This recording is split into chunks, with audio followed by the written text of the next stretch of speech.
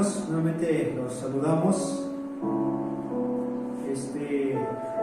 Un domingo más que el Señor nos ha bendecido y por su gracia estamos nuevamente aquí. Vamos a entonar unos cantos, no sin antes leerles un salmo, el Salmo 84, desde el versículo 8, Salmo 84, 8 dice: Jehová, Dios de los ejércitos, oye mi oración, escucha, oh Dios de Jacob. Mira, oh Dios, escudo nuestro, y pon los ojos en el rostro de tu ungido. Porque mejor es un día en tus atrios que 1000 fuera de ellos. Escogería antes estar a la puerta de la casa de mi Dios que habitar en las moradas de maldad. Porque sol y escudo es Jehová Dios, gracia y gloria dará Jehová. No quitará el bien a los que andan en integridad. Jehová de los ejércitos, dichoso el hombre que en ti confía. Y así es, hermanos, dichoso el hombre que confía en Dios, en Jehová.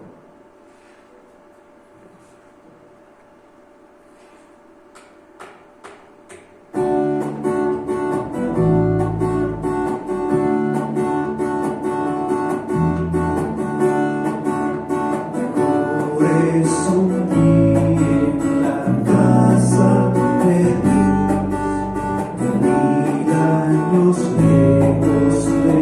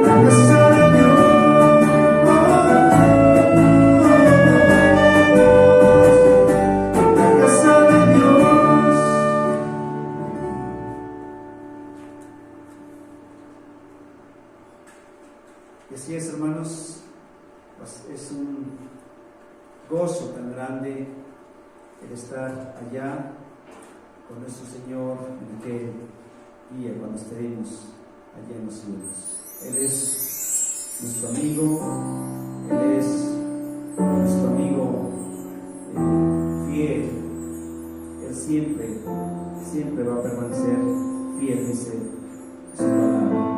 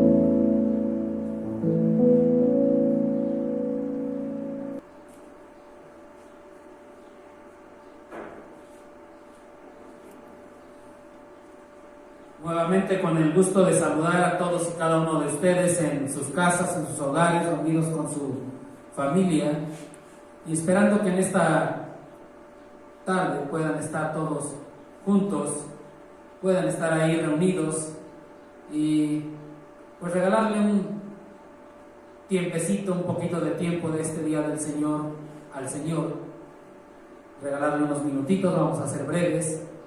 Y por eso le damos gracias a Dios, ya que nos ha permitido cantarle, alabarle, honrarle y glorificarle con estos cantos tan hermosos, tan bellos, que glorifican su santo y bendito nombre. Y quiero recordarles que la semana pasada analizamos la historia del joven rico que vino a Jesús buscando la vida eterna.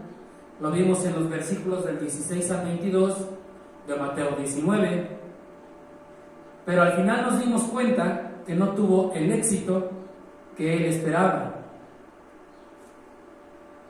Parece que él estaba seguro, pues había guardado los mandamientos según el versículo 20.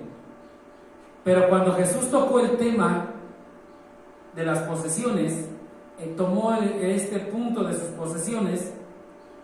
Dice el versículo 22 que se fue triste porque tenía mucho.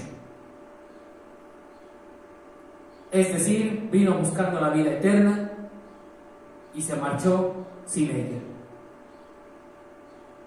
Con este episodio que estudiamos la semana pasada, nuestro Señor Jesucristo aprovecha la oportunidad para hablar a sus discípulos acerca del peligro de las riquezas y de la recompensa del discipulado. Dos temas que abordaremos el día de hoy, dos temas en los cuales estaremos platicando un poquito, analizando un poquito acerca de lo que la palabra de Dios dice en cuanto a esto. El primer tema es el peligro de las riquezas. Mateo 19, versículos 23 al 26, los cuales a continuación voy a leer. La palabra del Señor dice así: Entonces Jesús dijo a sus discípulos: De cierto os digo que difícilmente entrará un rico en el reino de los cielos. Otra vez os digo que es más fácil pasar un camello por el ojo de una aguja que entrar un rico en el reino de Dios. Sus discípulos, oyendo esto, se asombraron en gran manera, diciendo: ¿Quién pues podrá ser salvo? Y mirándolos Jesús les dijo: Para los hombres esto es imposible, mas para Dios todo es posible. Normalmente, y lo sabemos todos y cada uno de nosotros, las riquezas tienden a transformarse en ídolos. Nuestra riqueza tiende a ser nuestro ídolo, ya que al tener nuestra riqueza, o la riqueza de cada quien, lo que posee, lo que tiene, lo que considera un tesoro, esa riqueza comienza a requerir cierto cuidado, y entonces la persona se enfrasca tanto en el cuidado de su riqueza que incluso confía en esta riqueza. Razón por la cual vamos a rescatar dos puntos de este tema. El primero, que a los ricos les resulta muy duro e intransitable el camino al cielo. Para los ricos les resulta muy duro e intransitable el camino al cielo. Y esto es algo muy claro ya en la práctica, ya en la realidad. Y pregúntate a ti mismo: ¿cuántos potentados hay en tu congregación? ¿Cuántos millonarios hay en las congregaciones? Casi no los hay. ¿Por qué? Porque difícilmente entrará un rico en el reino de los cielos, como lo dice el versículo 23. Es muy difícil para un rico. Es tan difícil que el versículo 24 nos dice otra vez que es más fácil pasar un camello en el ojo de una aguja que entrar un rico en el reino de Dios. Esto es mucho más fácil. Mucho más fácil. Como podemos notar, Cristo nos hablaba de lo imposible o de la imposibilidad para la naturaleza humana de obtener la salvación. No nos está hablando de una dificultad, nos está hablando de la imposibilidad para la naturaleza humana, pero no es para la gloria de Dios, no es para la gracia de Dios. Veamos el versículo 26. Y mirándolos Jesús les dijo: Para los hombres esto es imposible, mas para Dios todo es posible. Entonces, pone aquí los ejemplos muy claros, muy claros en estos versículos. Veamos, versículo 23 dice: Entonces Jesús dijo a sus discípulos: De cierto os digo, pero en el 24, otra vez os digo, un tema que Jesús estaba enfatizando tanto en cuanto a la dificultad de la salvación para los ricos. Dice el versículo 24, es más fácil pasar un camello por el ojo de una aguja que entrar un rico en el reino de Dios. Por cuestión de tiempo, voy a omitir la explicación de lo que es aquí esta analogía del camello, esta analogía del ojo de una aguja, pero si lo pasáramos a nuestros tiempos, conocemos el ojo de una aguja y cuán difícil es poder pasar el hilo, a pesar de que es delgado. Si no tenemos la práctica, no tenemos la experiencia, nos cuesta mucho trabajo pasar el hilo por el ojo de la aguja. Es lo que estaba diciendo nuestro Señor Jesucristo. Entonces, viendo esta situación, los discípulos se preguntan, ¿quién pues podrá ser salvo? ¿Quién podrá ser salvo? Dice que se asombraron en gran manera diciendo, ¿quién pues podrá ser salvo? Si es tan difícil, si es tan imposible, ¿quién entonces podrá ser salvo? Cabe resaltar que no hicieron la pregunta con la finalidad de molestar a nuestro Señor Jesucristo, sino con la preocupación de su salvación, ya que en aquel entonces, en el contexto de aquel entonces de los judíos, la prosperidad material era señal de bendición. Entonces ellos se encontraron en un fuerte dilema, en una fuerte contradicción. ¿Qué es lo que está pasando? ¿Qué es lo que nos está diciendo aquí el Señor? Por eso le preguntan, ¿quién pues podrá ser salvo? Pasamos al punto número 2, digno de rescatar, que aunque es difícil, no es imposible la salvación para un rico. Sí, es difícil, pero no es imposible la salvación para un rico. Es decir, la solución al dilema que ellos tenían, a su contradicción, lo tenemos en el versículo 26, cuando les dice, para los hombres esto es imposible, mas para Dios todo es posible. Todo es posible. Y esta es una verdad universal, una verdad clara, precisa. No hay nada imposible para Dios. Lucas 1:37 nos lo dice. Ciertamente es muy difícil la salvación, tanto para un pobre como para un rico. Es muy difícil. Pero el rico tiene más obstáculos, tiene muchas tentaciones. Tanto que en el camino a la justificación le es mucho más difícil como el camino de la santificación. Para el rico es mucho más complicado. Para el rico es mucho más difícil desprenderse de sus posesiones, de todo aquello que está cuidando. Sabemos que la salvación es complicada para el pobre y como para el rico. Entonces, con esto podemos ver que es imposible que alguien se salve a sí mismo. Solo Dios puede salvar un alma, pero es más difícil para un rico rendir su voluntad a Dios, tal como lo vimos en el caso de este joven rico en la narración que antecede a estos versículos. Cuando Jesús tocó este punto, este tema de sus posesiones, dice que se fue triste. Es decir, prefirió sus riquezas que su propia salvación. Y conste que era un hombre que conocía muy bien, porque dice que había guardado los mandamientos. Entonces este hombre sabía muy bien lo que era la vida eterna, lo que era la salvación. Pero le fue muy difícil desprenderse de sus posesiones. Y más adelante vamos a ver qué pasa cuando hay un desprendimiento de nuestras riquezas. Y ahora sí, pasamos al tema número 2, la recompensa del discipulado. Les dije, vamos a abordar 2 temas. El primer tema es el peligro de las riquezas, y ahora pasamos al segundo tema, la recompensa del discipulado, que está en Mateo 19, versículos del 27 al 30, de los cuales voy a dar lectura. Dice así: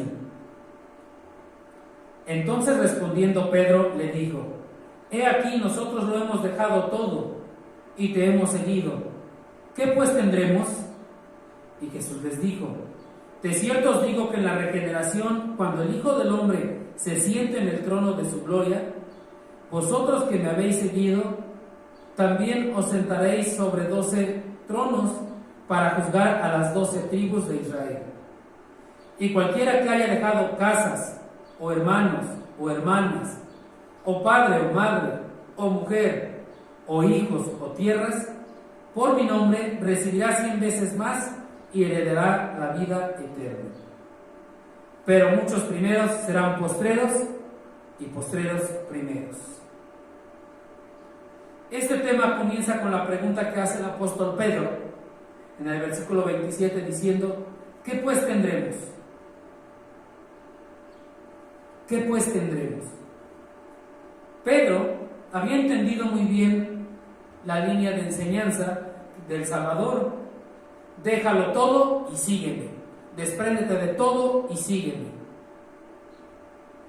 Pero también vemos cómo Pedro se jactó, tuvo una gran jactancia aquí de sí mismo y de los demás discípulos, diciendo: nosotros lo hemos dejado todo. Algo así como decirle: nosotros ya dejamos todo por seguirte, no somos como aquel joven rico que prefirió sus riquezas y se alejó de ti. Nosotros hemos dejado todo por seguirte. Tal parece que Pedro estaba regateando al Señor, tal parece que Pedro estaba ahí alegando con el Señor, regateándole al Señor, algo que nunca debemos de hacer. Nadie debe de hacer el regateo con el Señor, porque Dios no mira la cantidad de lo que nosotros nos desprendemos para Él o por Él, sino que Él mira la disposición de nuestro corazón para ofrecerle todo lo que tenemos. Con esto seguramente recuerdan a la viuda que tenemos ahí en el pasaje de Marcos 12, versículos del 41 al 44. Esta viuda dice que echó todo lo que tenía en la ofrenda, 2 blancas, echó todo. Ahí está su corazón desprendido. Al Señor no le importa la cantidad, sino le importa la calidad de tu corazón.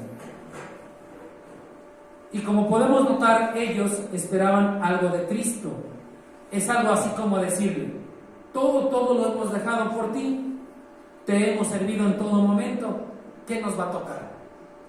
¿Qué nos vas a dar tú a nosotros?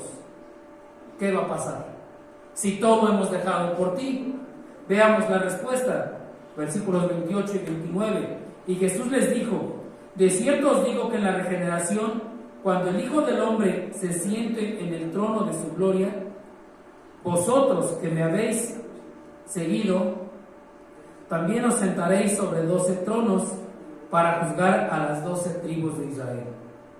Y cualquiera que haya dejado casas, o hermanos, o hermanas, o padre, o madre, o mujer, o hijos, o tierras, por mi nombre, recibirá 100 veces más y heredará la vida eterna. En esta respuesta vemos 2 grupos de personas. 2 grupos de personas a las cuales nuestro Señor se estaba dirigiendo. El primer grupo se refiere a los 12, quienes tendrían un puesto de honor en el reinado futuro de Cristo. Ellos iban a tener un puesto de honor sobre la tierra. El Nuevo Testamento siempre dice que las recompensas están estrechamente relacionadas con posiciones de administración durante el milenio. Son concedidas en el tribunal de Cristo, pero manifestadas cuando el Señor vuelva aquí a la tierra para reinar. Seguramente recordarán la parábola de las 10 minas ahí en Lucas 19, del 11 al 27. Y si quieren vamos nomás a ver algunos versículos. Lucas 19, buscan en sus Biblias por favor Lucas capítulo 19. En Lucas 19 versículo 17 habla de nuestro Señor Jesucristo y dice así: Él le dijo: está bien, buen siervo, por cuanto en lo poco has sido fiel, tendrás autoridad sobre 10 ciudades. versículo 19. Y también a este dijo: tú también sé sobre 5 ciudades. Como podemos notar, siempre nuestro Señor está hablando de un futuro, una recompensa futura. Entonces, estos 12 seguidores de Cristo iban a tener un puesto de honor en el milenio, iban a tener un puesto de honor en el tiempo futuro. Dice: cuando el Hijo del Hombre se siente en el trono de su gloria, vosotros que me habéis seguido, también os sentaréis sobre 12 tronos para juzgar a las 12 tribus de Israel. Y bueno, alguien pudiera preguntar y decir: ahí está la recompensa para estos 12 hombres. ¿Y nosotros qué? ¿Y los demás creyentes qué? Bueno, el segundo grupo se refiere a todos los creyentes en general, a quienes les promete un premio centuplicado. Un premio centuplicado. Veamos lo que dice el versículo 29 casi al final. Mateo 19, 29 casi al final. Recibirá 100 veces más. Recibirá 100 veces más. Y aquí nuestro Señor Jesucristo no se refiere a que abandones a tu esposa, que abandones a tus hijos, que abandones a tus familiares, porque entonces estarías violando otros mandamientos del Señor, como amar a tu esposa, honrar a tu padre y a tu madre, sino que se está refiriendo a priorizar, saber priorizar, poniendo a Dios por encima de todo. Dios debe estar encima de todo lo que es nuestro alrededor. Y entonces recibirán 100 veces más. Ahí es donde cada uno como creyente debe de priorizar entre Dios y todas sus demás cosas. Así como lo dice el versículo. Tienes casas, hermanos, hermanas, padre, madre, mujer, hijos, tierras. De todas estas cosas, y Dios tenemos que priorizar. Y aquel que ponga como máxima prioridad, suprema prioridad a Cristo, dice que recibirán 100 veces más. ¿Qué le estaba diciendo también a sus discípulos con esto?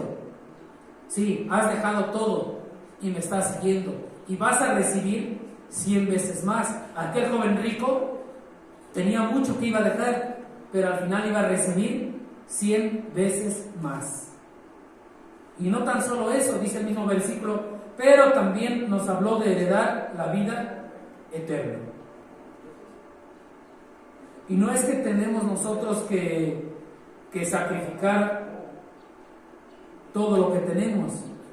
No es que lo vamos a ganar al sacrificar todo lo que Dios nos dio, pues es un regalo por la gracia de Dios. Y este regalo que es por la gracia de Dios no puede ser negada y no puede ser merecida, pues es un don de Dios. Si Dios te da algo, si Dios te da un regalo, tú no te puedes negar a este regalo porque Dios te lo está dando. Tal vez no lo mereces, pero es un don de Dios. Aquí la idea es que aquellos que sacrifican todo, reciben la recompensa de una mayor capacidad para gozar de la vida eterna en el cielo. Recordemos que la vida eterna la comenzamos a vivir desde el momento que aceptamos a Cristo como nuestro Señor y Salvador. Entonces, aquellos que sacrifican todo reciben esa recompensa. ¿Cuál es la recompensa? Tener una mayor capacidad para gozar de la vida eterna allá en el cielo. Todos los creyentes, todos los que aceptan a Cristo como Señor y Salvador, tienen la vida eterna, pero no todos la gozarán al mismo nivel allá en el cielo. Ahí es donde está la importancia de tu sacrificio. Ahí es donde está la importancia de dejar todo por causa de Cristo. Ahí está la importancia de la recompensa que recibes por dejar todo para Cristo. Y el Señor concluye estas observaciones con una advertencia en contra de ese espíritu de regateo. Es decir, todo lo que hagan por mi causa será recompensado, pero cuídense de no hacerlo guiado por consideraciones egoístas, porque en este caso, veamos lo que dice el versículo 30, pero muchos primeros serán postreros y postreras primeros. Por lo tanto, no es suficiente. Debemos de comenzar bien ese camino del discipulado, ese camino de salvación, pero también debemos de terminar bien. Y con esta exhortación el Señor nos dice: deja todo por mi causa, deja todo por amor a Cristo. Les invito a que ahí en sus casas, ahí en sus hogares, con sus familiares, pues inclinen sus rostros, cierren sus ojos y podamos elevar una oración por medio de la cual le agradezcamos al Señor por este tiempo de alabanza, en el cual hemos podido cantarle, por este tiempo de estudio de su palabra. Padre, en este día te damos gracias por este tiempo en el cual tú nos has permitido cantarte, alabarte, honrarte con estas voces imperfectas, honrarte con estos labios impuros, Padre, pero lo hacemos de corazón, lo hacemos con gozo, Padre. Padre, también te ruego que nos des ese espíritu de desprendimiento en el cual podamos dar todo por tu causa, podamos dar todo lo que tenemos por amor a ti, Padre. Así como aquella viuda que dio todo lo que tenía, que ofrendó todo lo que tenía sin mirar las consecuencias, sin pensar de qué iba a vivir, Padre. Enséñanos a ser desprendidos, enséñanos a dar todo por ti, Padre, y no por la recompensa que nos prometes, no por esa recompensa que tú nos dices de multiplicar todo al 100, no por esa heredad que nos das de la vida eterna, Padre, sino por lo que tú eres, por esa deidad tan grande que tú tienes, por esa grandeza en tu señorío, por esa grandeza en tu divinidad, por esa santidad que tú tienes, Padre. Te damos gracias en este día, Padre bendito, y te rogamos que bendigas a cada uno de nuestros hermanos, a cada una de nuestras hermanas, allá en sus hogares, Padre bendito, y que tú seas quien actúe con poder sobre cada uno de ellos, Padre. Te damos gracias en Cristo Jesús. Amén.